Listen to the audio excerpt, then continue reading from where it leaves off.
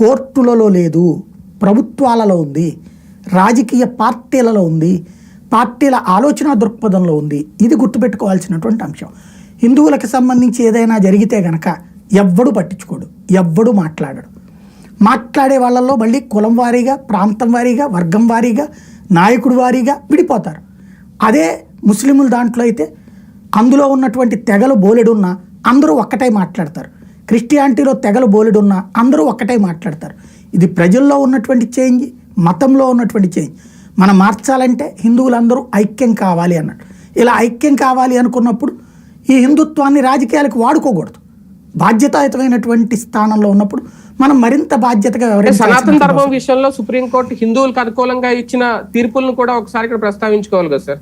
అదే అనేది ఇప్పుడు తను మాట్లాడింది రైట్ అంటలేదు కదా, నేను చెప్తోంది అది. సనాతన ధర్మానికి సంబంధించినటువంటి దాంట్లో కోర్టు గురించి ఆయన చేసిన వ్యాఖ్యలు లడ్డూ విషయంలో ఓ రకంగా కోర్టుని కొంచెం అదలాయించినట్టు, బెదిరించినట్టు. మీరు ఇట్లా మాట్లాడితే ప్రజలు ఇట్లా ఫీల్ అవుతారు.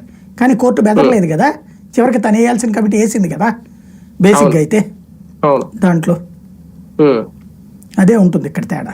అంటే లడ్డూ విషయం పక్కకి వెళ్ళిపోవడానికి సడన్ గా సనాతన ధర్మాన్ని తీసుకొచ్చారు అనేది ఇక్కడ పాయింట్. ఎందుకంటే నిజంగా సనాతన ధర్మం విషయంలోనే హిందువులకు కోర్టు నుంచి వ్యతిరేకంగా తీర్పు వస్తుంది, వ్యతిరేకంగా మాట్లాడుతున్నారు, ఒక పక్షాన మాట్లాడుతున్నారు అనుకుంటే మీకు తెలుసు మొన్న అయోధ్య గురించి, బాబ్రీ మసీదు, లేదంటే తమిళనాడులో రామసేతు గురించో, మొన్న పూరి జగన్నాథ్ అది కూడా తెరిచే ఉంచాలి ఆలయం చెప్పడం, తమిళనాడులో కూడా మొన్న ఆలయాల్లో ఉన్న బంగారం వాడుకోవడానికి ప్రభుత్వం ప్రయత్నిస్తే వద్దని చెప్పడం, ఇవన్నీ చూసుకున్నప్పుడు ఖచ్చితంగా అక్కడ ఏకపక్షం ఎక్కడ కనిపించట్లేదు కదా.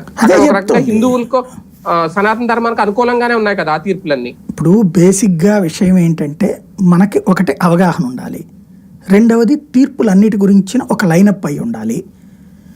ఆయన వేగ్గా మాట్లాడే